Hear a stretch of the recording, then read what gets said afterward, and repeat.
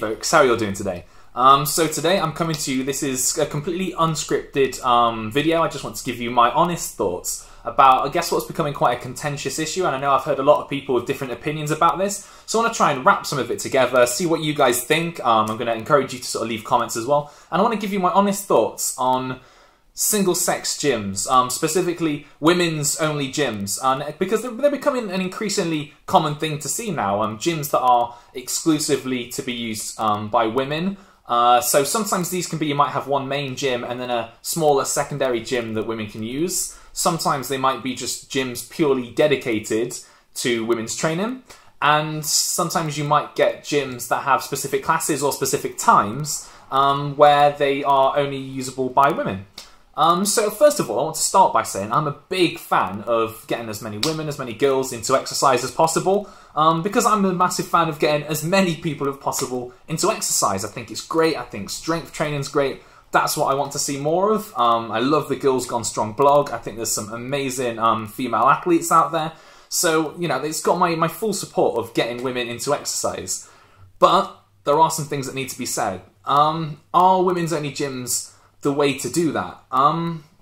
It's a bit contentious because on the one hand, it gets over the initial barrier, okay? So one of the, I guess, initial reasonings for it is that women could be somehow intimidated by a typical gym environment, which is quite a difficult proposition in itself, because some women will find that idea quite offensive, the idea that they'd be intimidated by a normal gym. I know a lot of women that have no problems going to a normal gym surrounded by guys, hitting their workout, smashing it, getting those results, and, you know, that's just one hand. But then on the other, I know a lot of women that will feel intimidated going into the gym in the first place, and I've chatted to some clients before that have not wanted to work out in the gym. They've wanted to work out, you know, at home or in a park because they find the gym environment quite intimidating, and they have the idea that people stare at them. Even though that's not the case, it can be perceived that way.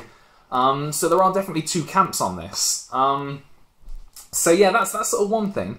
But I guess the long-term issue it sort of has is that say if I have a fear or a phobia, so for me that's like I don't like spiders, like I just don't like them. But by trying to avoid them, I don't get any better at handling them, if that makes sense. So if I see a spider, I'll get a glass, get a piece of paper, and I'll take it outside, and each time I get a little bit less scared and less intimidated by it.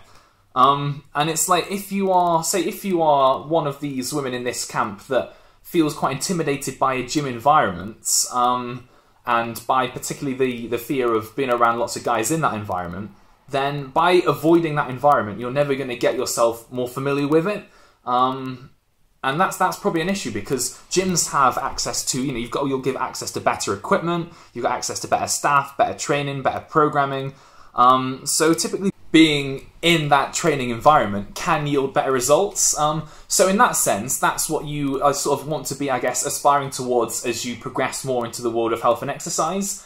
It's also useful just from a competitive perspective that teams are mixed. Like if you want to, you know, compete at a county level, compete at a national level, even aim to compete at an international level, then you've got to realise that the teams that you're going to be competing on are going to be mixed. You're going to be in a mixed gender field. So the quicker you can get used to training with the other sex, the other gender, the quicker you're going to adapt to that training situation, and the better you're going to perform on that stage. So that's just something to sort of think about for long term. So integration of both genders long term is something really useful. I think that it's going to be really useful for the sport, and also useful for breaking down some of these myths and ideas. So I've also chatted to some guys on this, and I think I'm somewhat in agreement about this, that the idea that guys are somehow predators or predatorial in the gym can also come across as quite an offensive assumption of the idea of a female-only gym.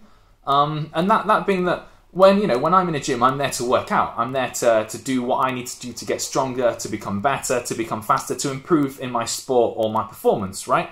And a lot of guys I know are in exactly that same ballpark and take quite badly to the idea that they need to be separated from the women because they might in some way harass them, and that is quite a bad assumption to have, and that's not an assumption that we should be training our, sort of our female friends to take on board either, because we don't want women to avoid going to the gym through some misled assumption that guys are going to harass them.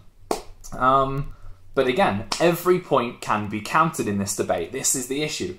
So you also have, for every, you know, sort of nice guy, you might potentially have a gym douchebag. And in fact, I know, you know, I'm going to say for every 5 nice guys, you might have a gym douchebag, because they do exist. The guys that are going to walk over and try and hit on girls that don't really work out that hard in the gym themselves, that just want to be there to hit on the girls and to hit on the women that are trying to work out.